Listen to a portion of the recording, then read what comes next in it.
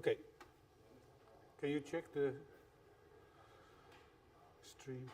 It's perfect. No, it's not. It's not. So it's a little bit like, I need to see if this is because of the chat or is it because of, it looks that there is not all the slides are visible. Huh?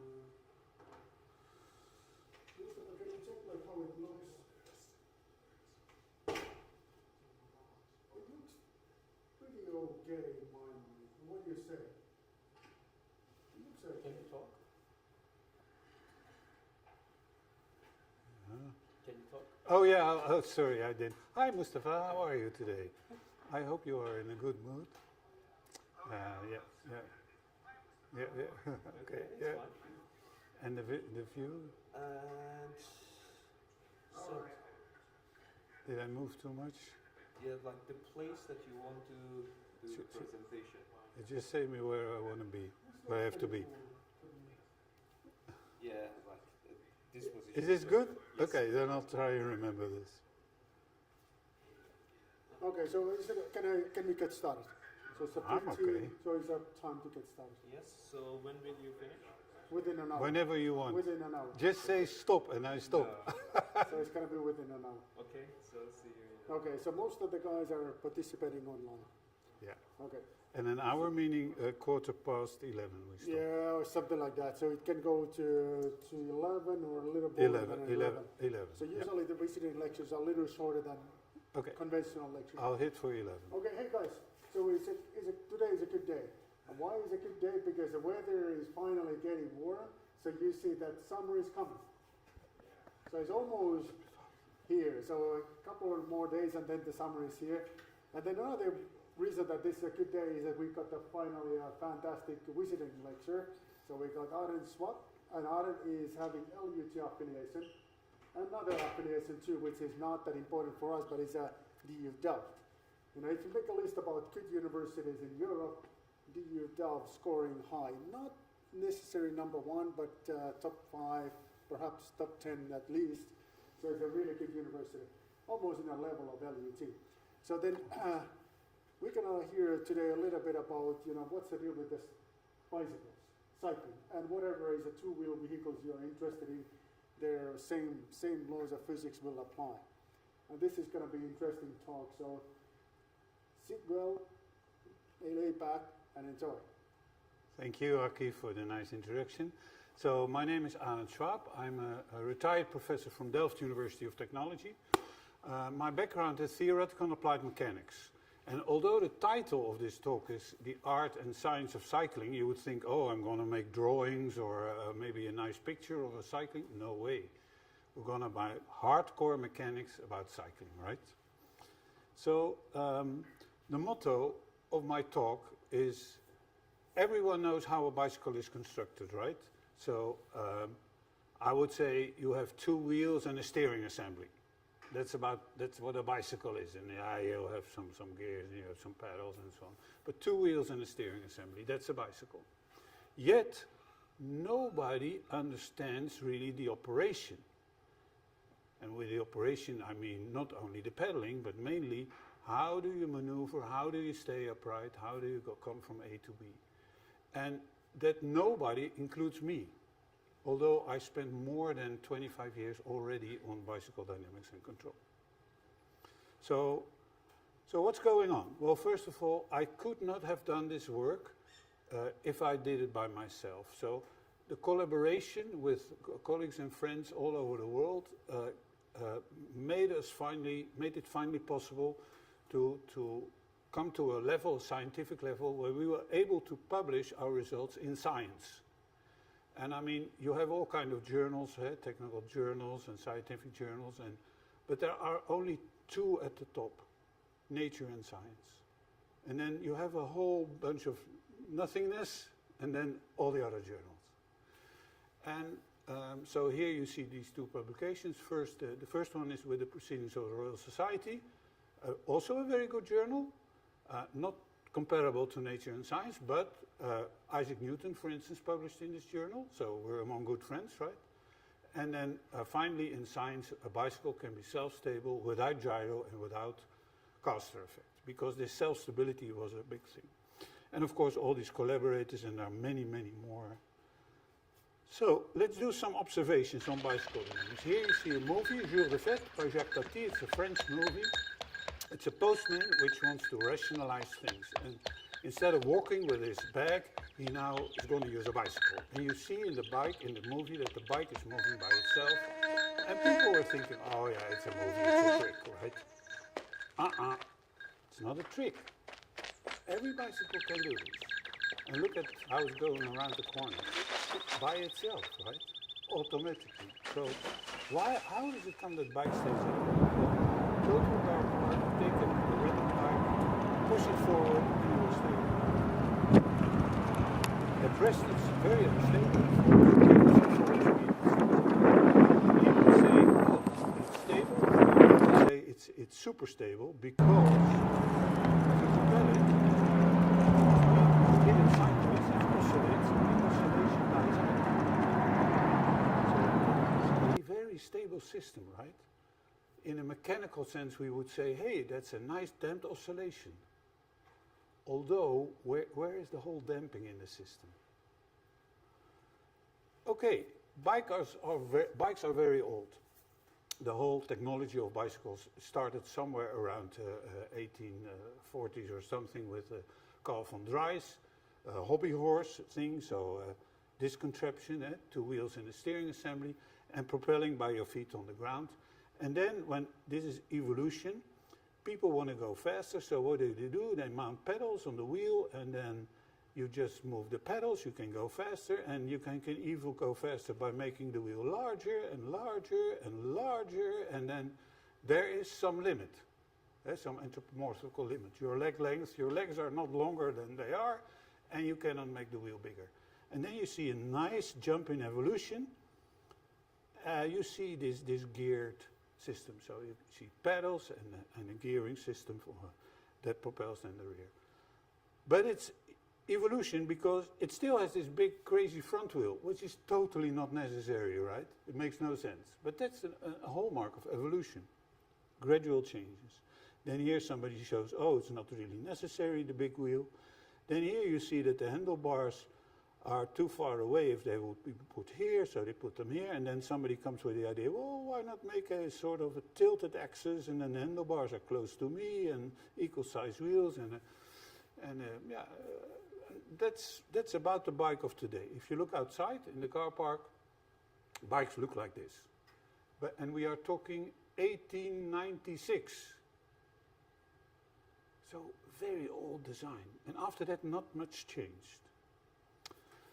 In those days, the 1890s, scientists like Whipple and Carvalho, Whipple from the UK, Carvalho from France, simultaneously were thinking about dynamics of a thing. And in those days, you made a model as simple as possible, but not too simple. So you have a lot of assumptions: rigid body, fixed rider, hands-free, everything is symmetric, knife-edge wheels, idealized contact, no friction, no propulsion. And it all comes down that you can make a model where you have 3 degrees of freedom.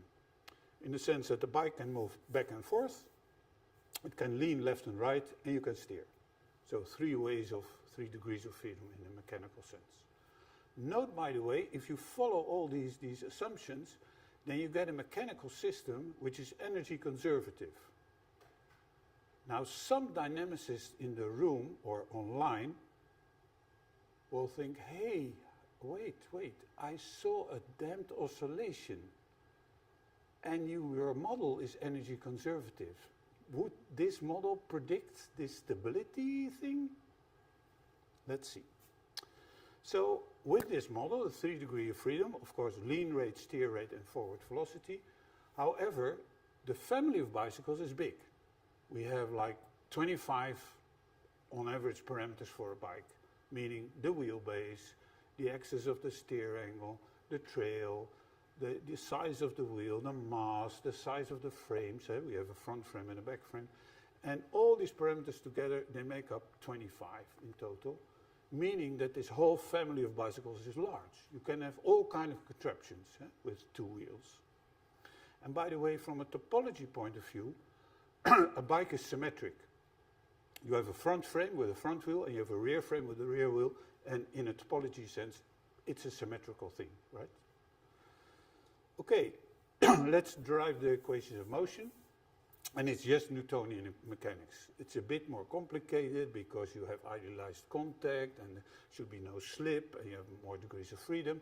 But essentially, it's just mass times acceleration, that's here, equals forces. And the forces I put on the left-hand side to get linearized equations of motion. But these are gravity forces, these are centrifugal forces, these are gyroscopic or some sort of forces because of the turning wheels. Anyway, we have 3 degrees of freedom, leaning, steering, and forward velocity. And if we look at the bike in the straight ahead motion, we are interested in straight ahead cycling, and is that stable, yes or no? Then if you look at the linearized equations of motion, where the phi, the lean angle, and delta, the steer angle, are angles among the zero value, zero value being upright, then we see,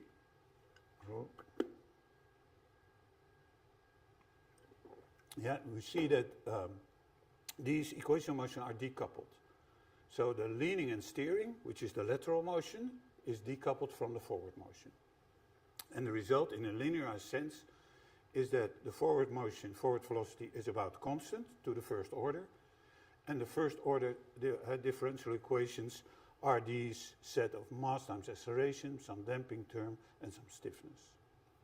Here you see some values which are typical for a normal bicycle. And by the way, the rider is then rigidly attached to the rear frame. Then we assume exponential motions in this case. We want to know the stability.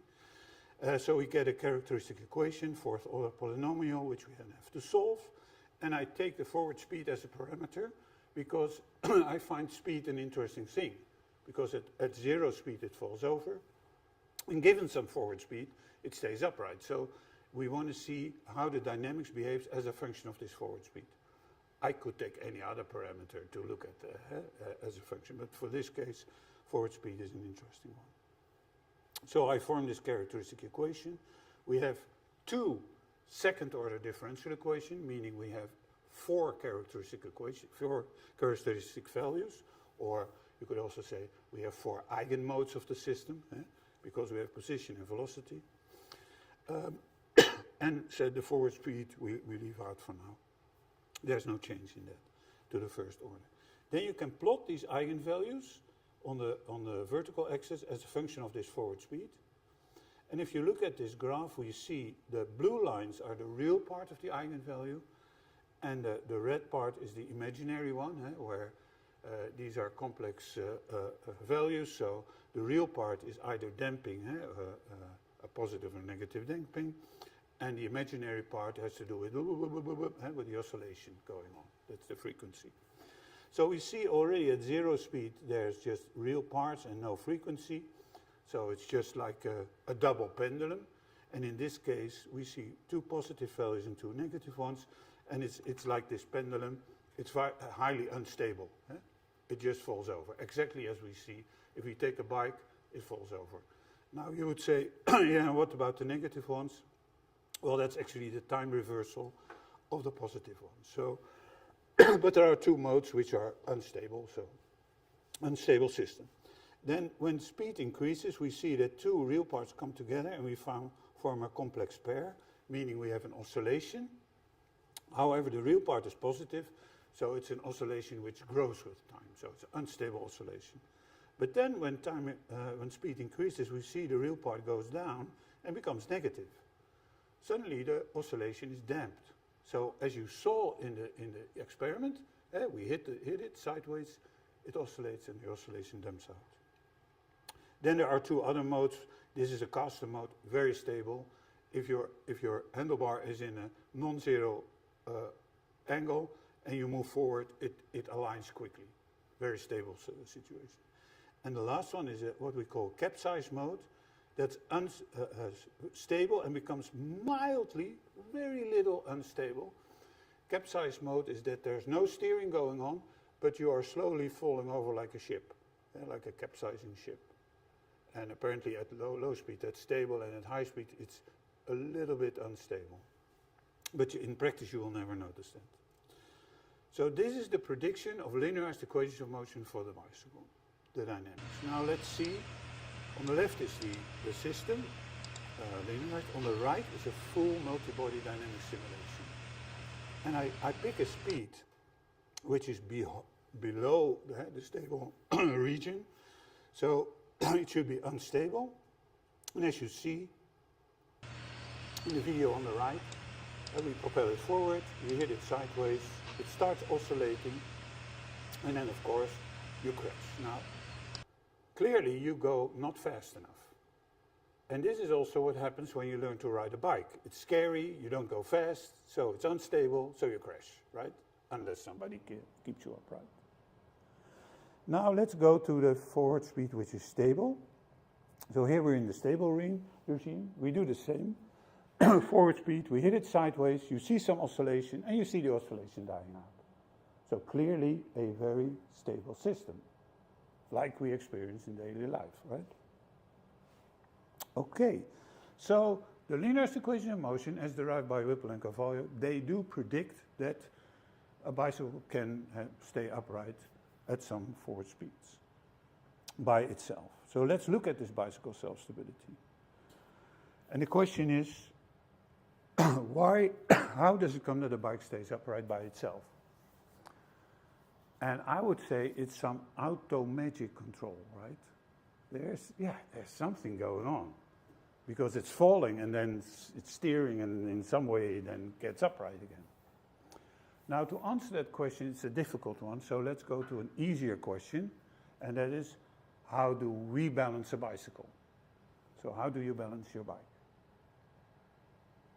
I shift my weight to the opposite way. If I work from here, I Yeah. will do the opposite way. Yeah, For example, that's what I've done. so you move your Yeah, move my body. Your body, okay.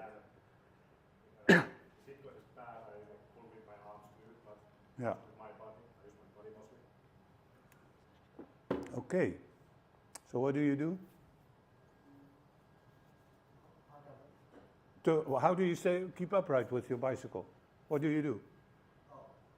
Basically, I'm not able to ride the bicycle little bit, but sometimes I try it. And when I fell down, I just try to ride like this way and ride. Do you lean or steer or Yeah, steering also. steering a little bit? Okay. Steering also. Okay. Any? Oh, I'm out of the picture. Yeah. So, any other ideas how we balance a bike? There's some leaning needs steering for it to work. Leaning needs steering. Yeah, if you lean a bike, you need steering to work. If you have lock steering, you will just fall. Yeah, with lock steering you fall, right? So, okay, lock steering you fall, upper body, steering. Actually, it's a very difficult question. You have actually no idea what you're doing. If you had an idea, you could buy a bike with a manual and say, mount the bike, do this, and then go. But it doesn't work like that. It's an acquired skill. You have to learn something. And let's go to a simpler problem. So like the bike is an unstable thing which falls over, a little bit like a stick on your hand, right? So how do I balance this stick? So let me try it. How do I balance it?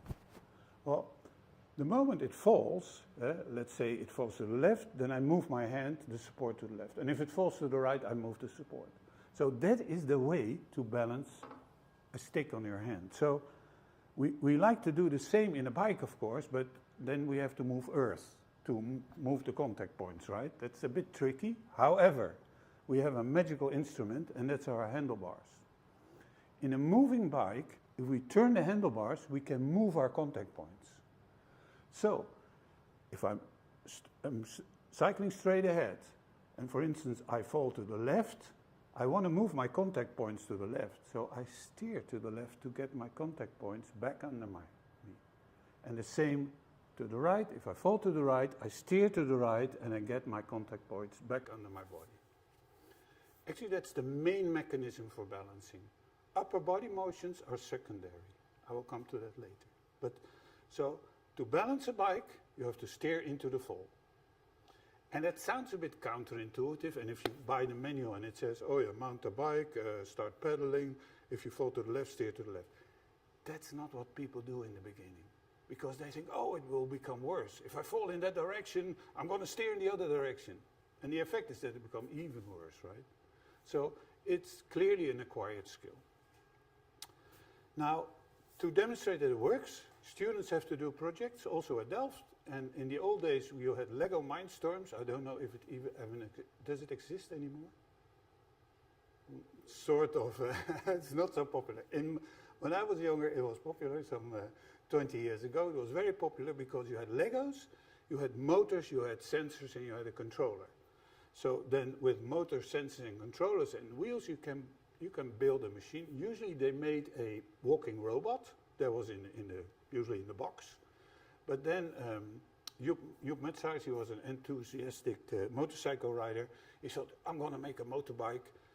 So I have two motors. So I have a rear motor for propulsion. I have a steer motor for steering. I have a sensor, which senses the bike is falling over. And I have a controller. But Joep was in trouble.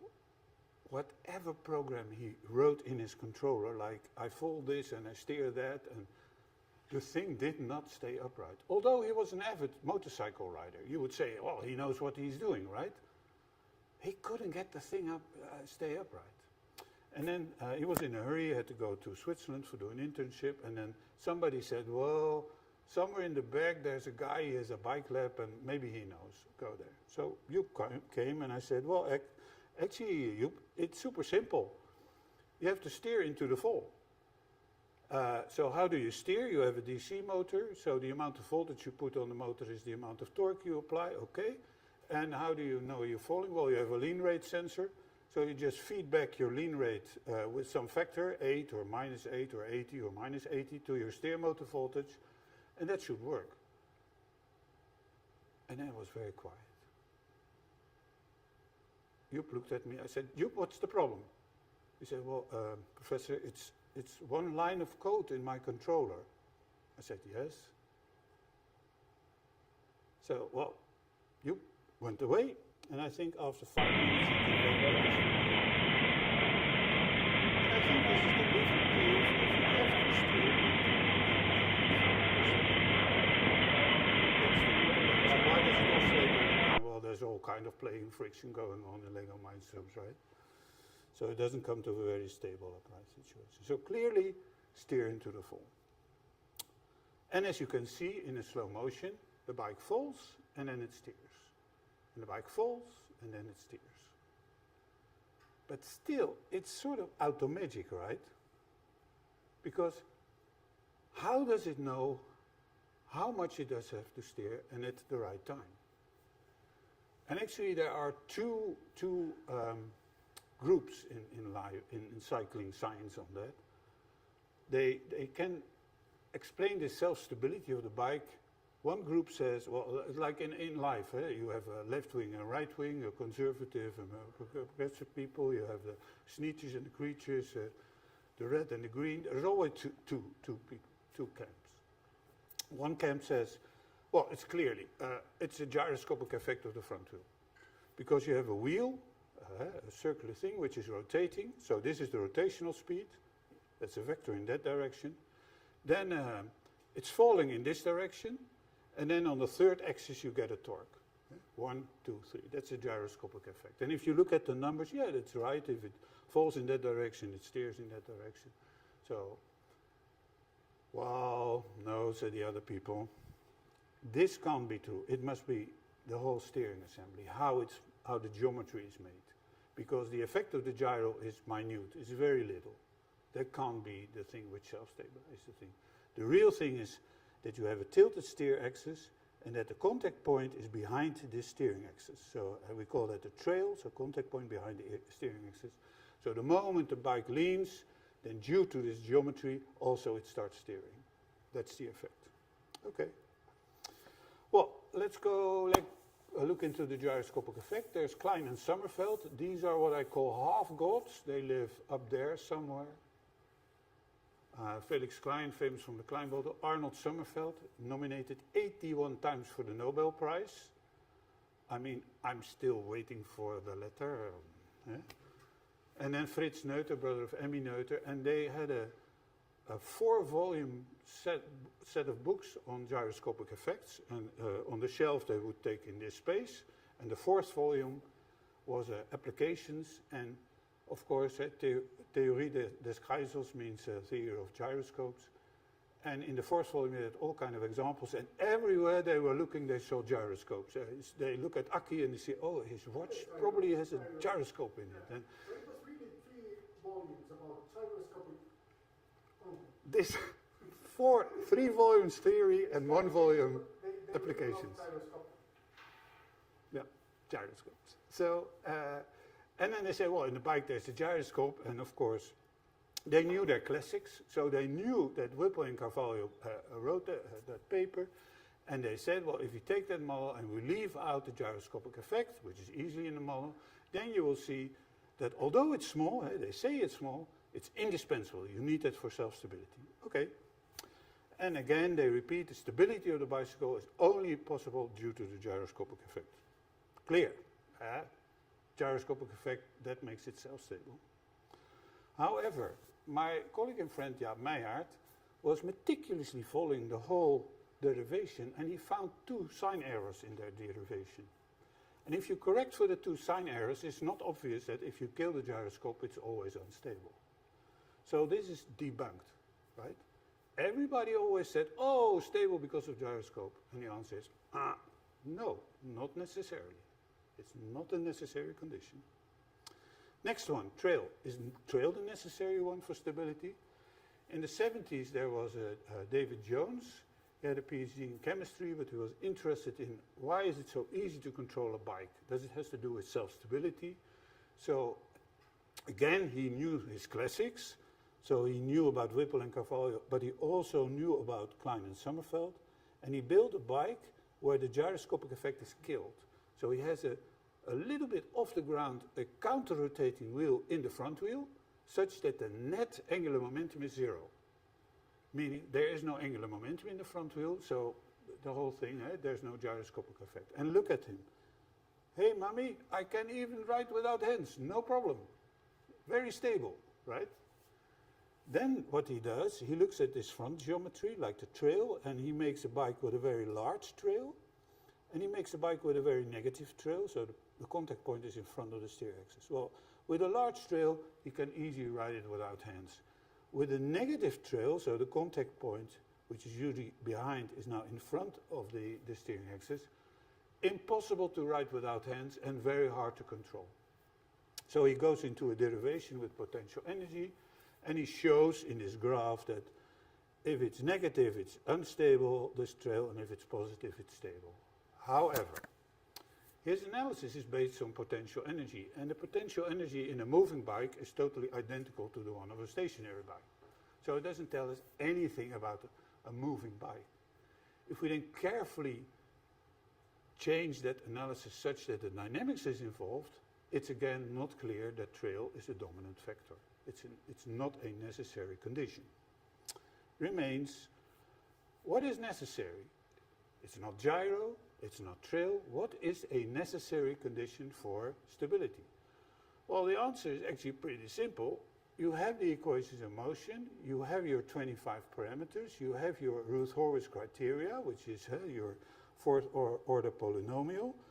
Routh-Horwitz tells you that all these coefficients have to be positive, and all these coefficients are a function of all these 25 parameters, so you just print that out and you stitch and find out for which set of parameters it's always positive.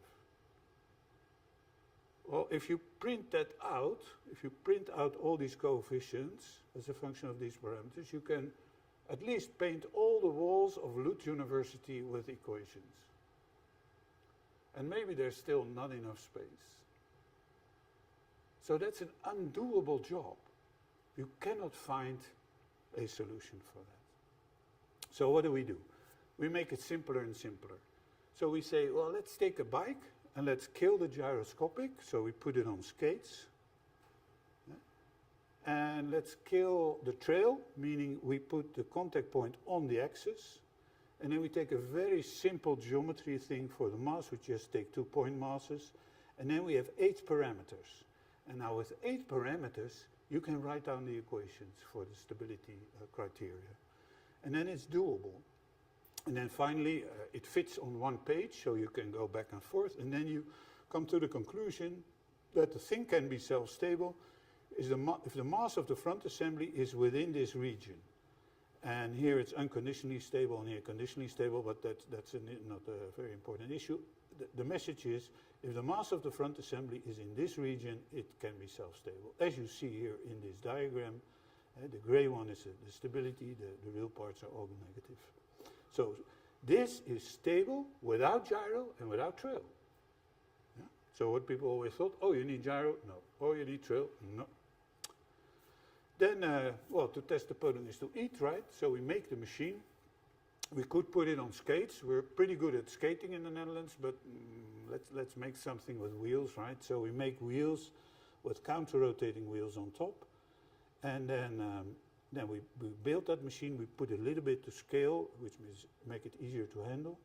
It's 99.5% gyro-free. I mean, you cannot get it 100%. And the trail, we make a very small negative trail because in reality, the contact is not a point. It's always a region. And we estimated that the contact region with these forces and the ground is about the size of 4 millimeters. So we really want to be in front of the steering axis with the lateral forces who act in the contact region. So we say, let's make a little bit negative trail. Then on the left you have the theoretical one, on the right you have the machine which we then measure, and then with the measured parameters we recalculate what the stability would be, and again still the prediction is it should be self-stable from a certain speed on, without gyro, without trail. Then we go to a sports hall, we bring it up to speed and we let it go and it stays upright. So stable, right? Now let's see if it's super stable. So we bring it up to speed. We hit it sideways, it oscillates and the oscillation dies out. So clearly, a bicycle can be self-stable without gyro and without trail. And then remains the question, of course, why does it stay upright? And the answer is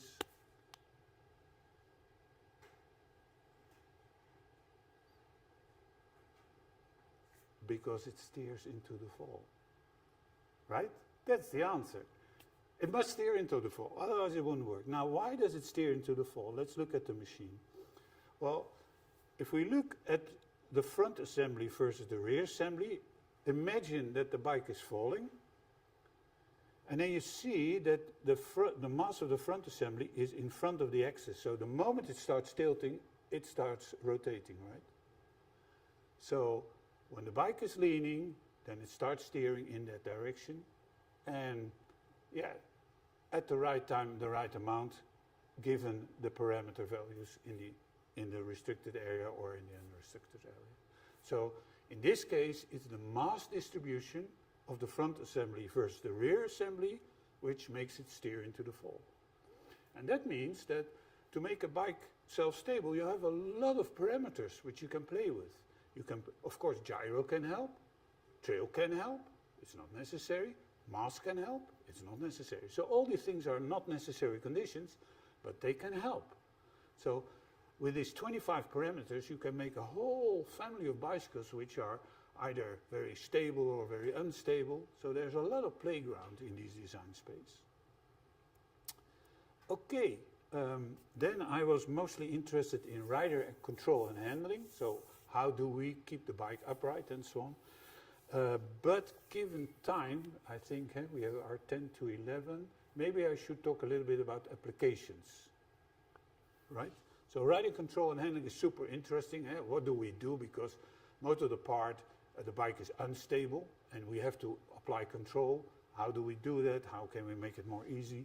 We did a whole bunch of experience, but I'm not going to talk about that now. I want to talk about what is the relevance to society of this research? And you are laughing, and that's actually what happened when I gave a TED talk on this. So I prepared a whole TED talk on this bicycle self-stability, and I was totally focused and so on. And then I came up with this slide, the relevance to society, and the whole audience started laughing. And it was a joke I did not expect, because I was this serious researcher, right? And the audience was thinking, oh, all this math and all this theory, and what can we do with that? True. So their laugh was true, was in place. So what is the relevance of society? Well, that was our biggest problem, actually, because the moment we had our science paper out, I started to write grant applications, and I thought, well, we're in business now, right? Who can push us away? Who can say, well, not interesting? I mean, the moment you have this science publication, apparently you are a serious researcher, so we should get money to continue our research. Every grant application was declined. And every time the thing was, yeah, well, bikes are very old, more than 100 years. What's new? How can we apply this? What is the relevance? So, again, what is the relevance to society? Well, luckily, people were dying on the bike. Lucky. That was our luck. So we researchers became lucky because people were dying. What is going on? Well, we have in Europe this mission zero, right, in traffic, that we want that the number of deaths in traffic should go to 0. And if we look at the numbers, then for the car, that works very fine. It's declining and declining. But for the bicycle, the numbers of seriously injured in this case, but also death in traffic, is rising and rising and rising. And it's still rising. The last date is 2009. But in 2025, it's still rising globally. Although Helsinki last year had 0 death in traffic, 0 cyclist deaths in traffic, which is Helsinki, yes. But there, I remember a few years back, there was a pretty serious case, like several casualties. Correct, yeah. But anyway, so we're talking about 2010, around that time, and it was still rising and rising and rising. And then when we looked in detail to these numbers, then we saw that it was about 80% elderly, which were getting either seriously injured or death in traffic. And from those 80% elderly, 75 were single vehicle accidents, meaning they were not run over by a car or a truck, they were just falling. And of course, the stability of the bicycle plays a role in that falling. It's an unstable vehicle at low speed, in maneuvering probably. So that was a point of attention, and there bicycle dynamics and control came into play. So what did we do at TU Delft Bicycle Lab? We started to work on 2 fields, consumer industry, number of deaths in traffic, and the other one is sports engineering. And for the safety of bikes, e-bikes and elderly on bikes, we did a number of investigations because of the rising deaths in traffic with the elderly, but also with the emerging e-bikes. Because when they saw all these elderly people on the e-bikes moving with 25 kilometers per hour, they said, oh, that's too dangerous, they go too fast, and that's not good. And we had to dispel that. We had to show, no, that's not the problem. The problem is not the speed that they have. I mean, if they have a certain speed, if they go with the flow and they go with the traffic, that's all very fine. The problem with the elderly is the starting and stopping, doing the special maneuvers, or reacting on a perturbation. And then in sports engineering, we suddenly had a team, Giant Alpecin, which was pretty successful. And they wanted to know something about, hey, what is the optimal time trial and so on. I never thought we could get into sports engineering, but it was a nice start.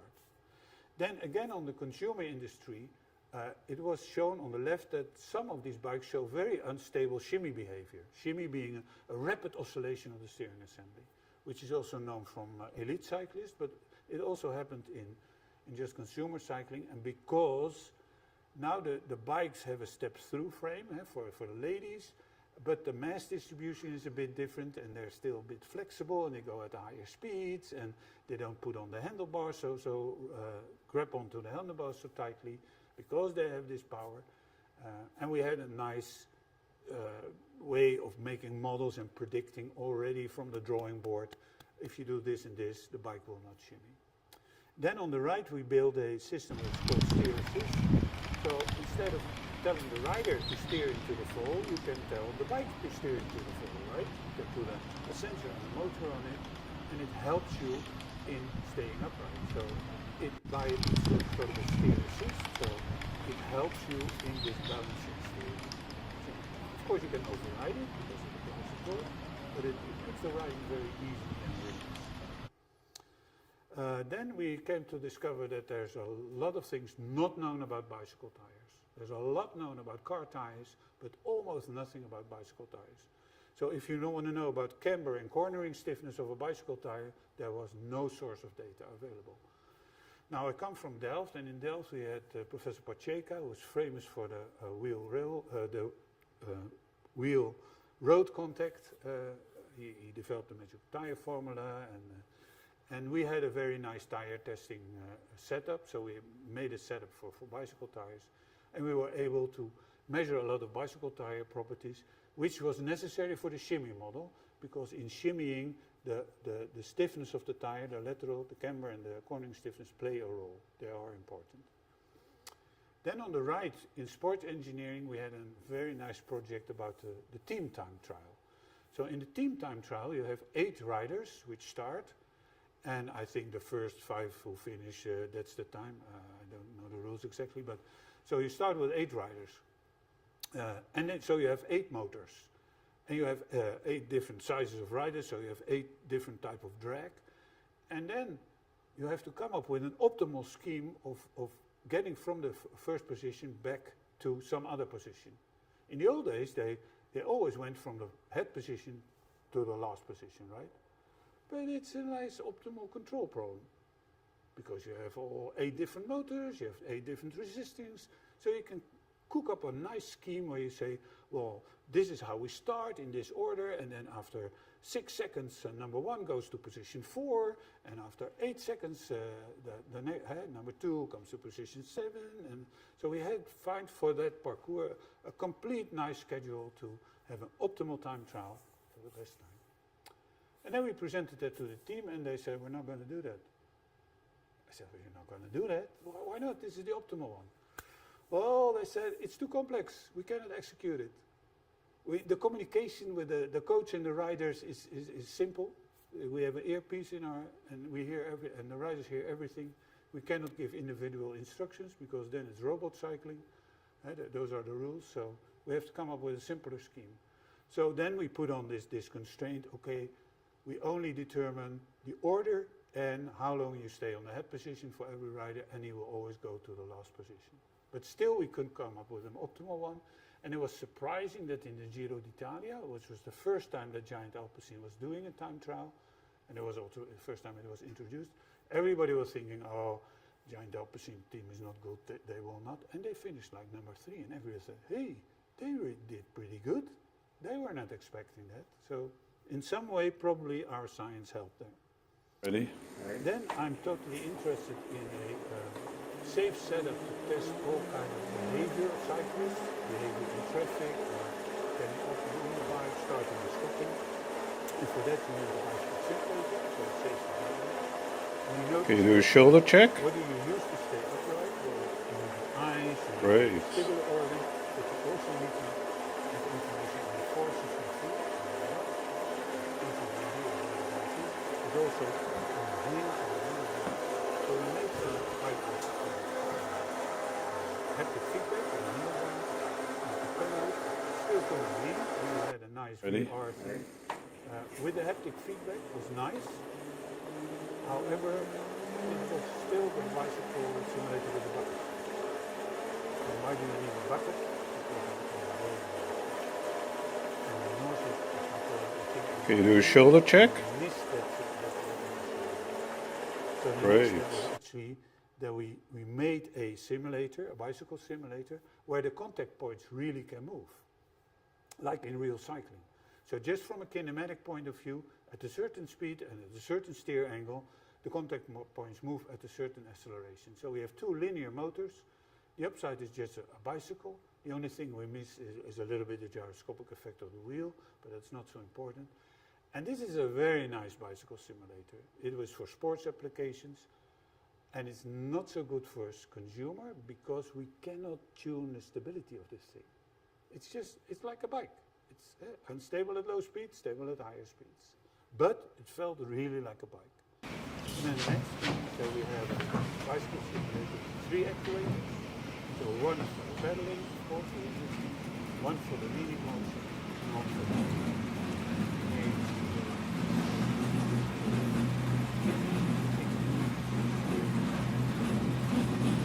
This is still under development because part of the right sensation, in this case, not the point.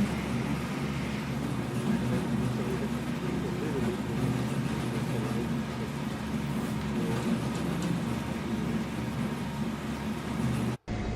Okay, then in sports, one thing was we wanted to check out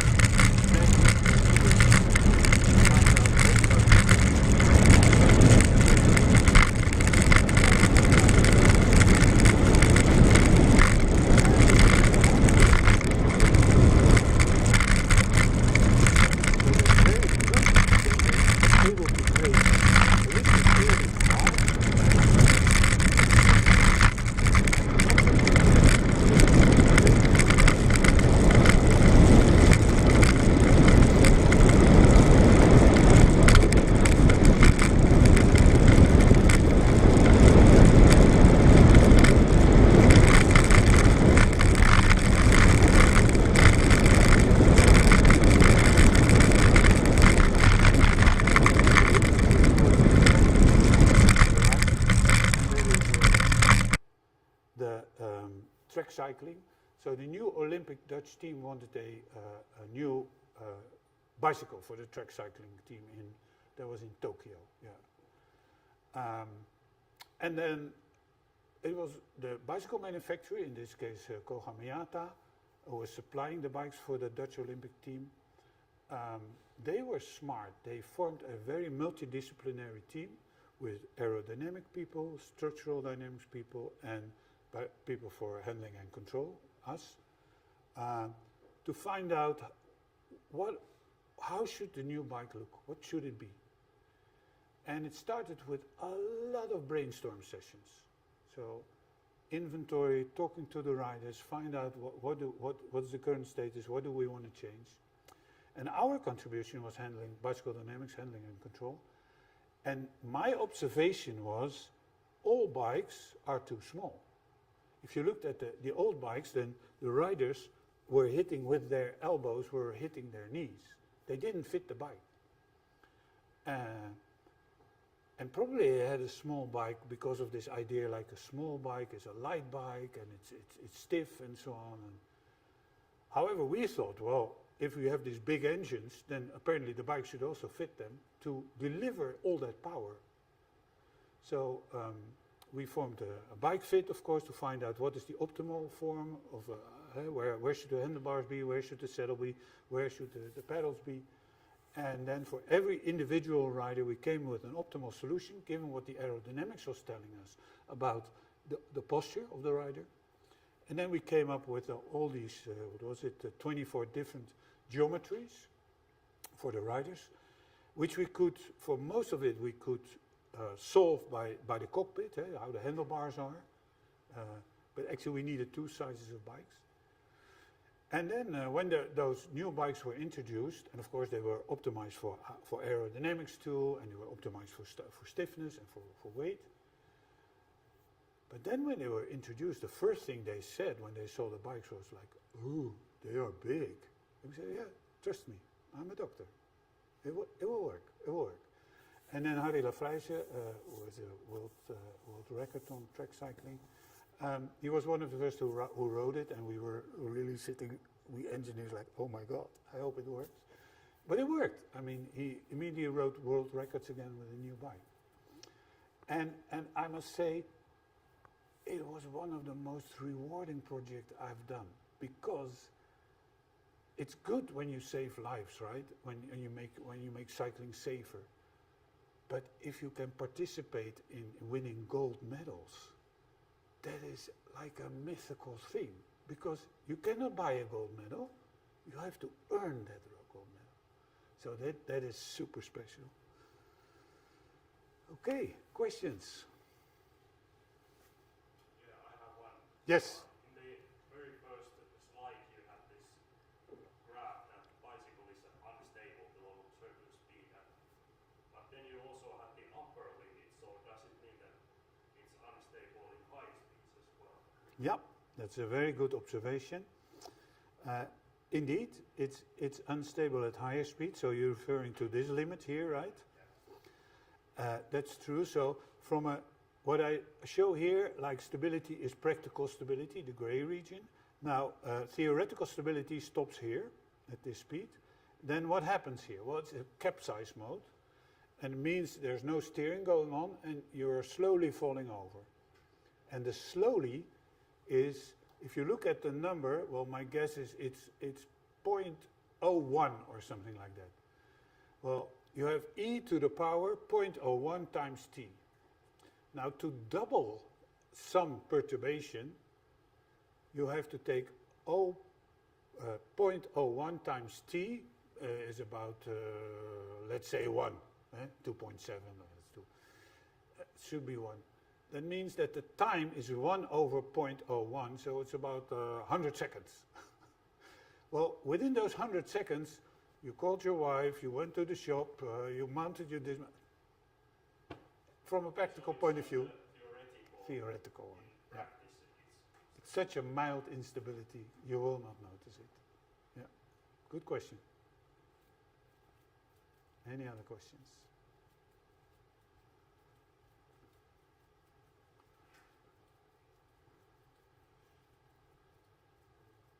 Think out loud, please. I'm trying to figure out the situation. So I'm a motorcyclist, so when motorcycling at below, like, I think it's 40 kilometers Yeah. per hour, you steer by like just, steering in the direction you want to go. So that's over that, you have the counter steer.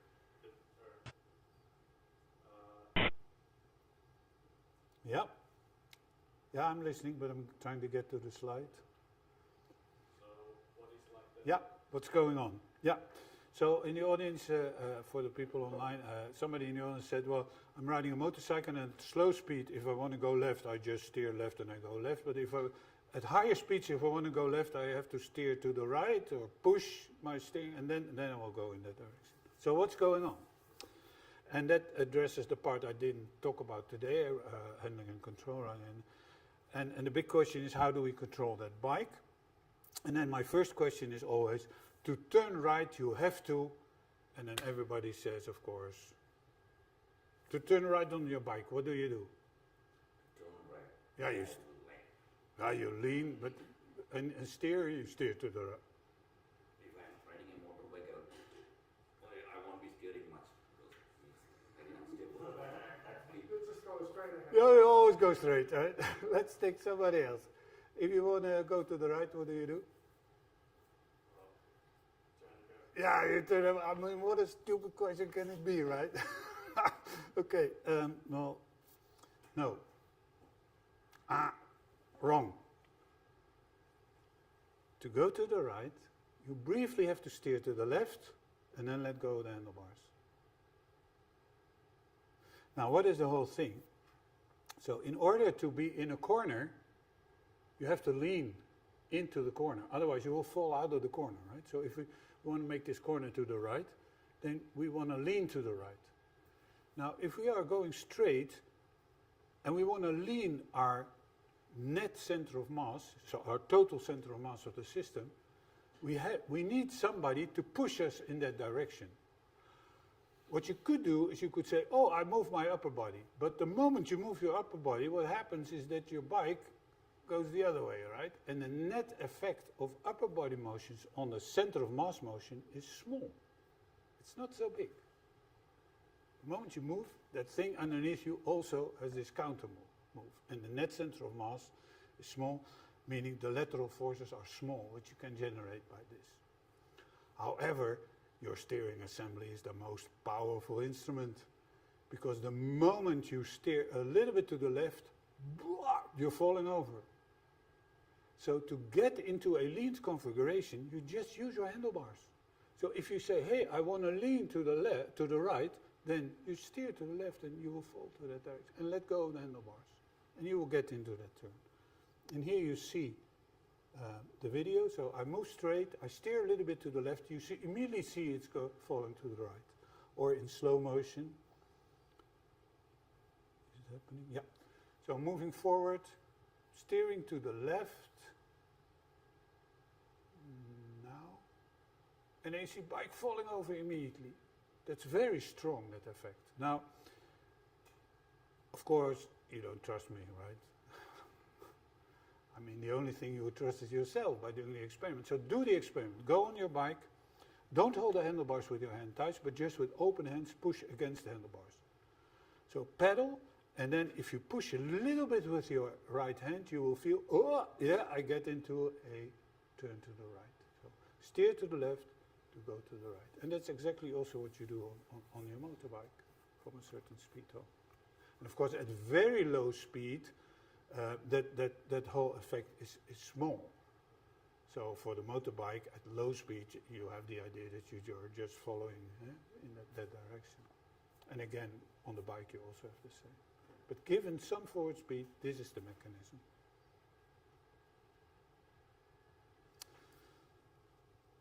I can add a little bit to that. Theoretically, we looked into upper body, lean control, upper body control, and steering control on a bike.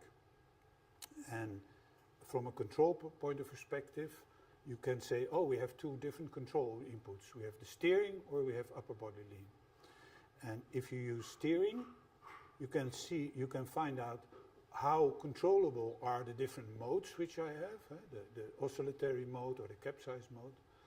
And we see that in steering, and if everything is high, it's very good. In steering, we are very good in controlling modes. By leaning our upper body, it turns out that we are not so good in controlling all these different modes. This upper body lean is very ineffective.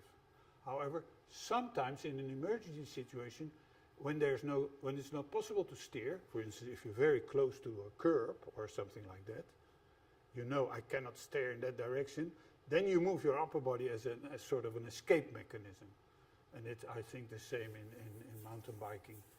Sometimes you really have to move your upper body. The other thing is you can use your upper body very well to put your bike in a configuration where you generate enough lateral forces. So sometimes you want to have your frame in a certain configuration to have lateral forces, because the lateral force that a tire creates is about proportional to the normal contact force times the angle by which you lean, approximately. So the net force is approximately always in the plane of the wheel. So if you want to have a lateral force, so for some reason, because you want to move in some direction, you sometimes just lean your bike. And that's also what I really encourage you to do.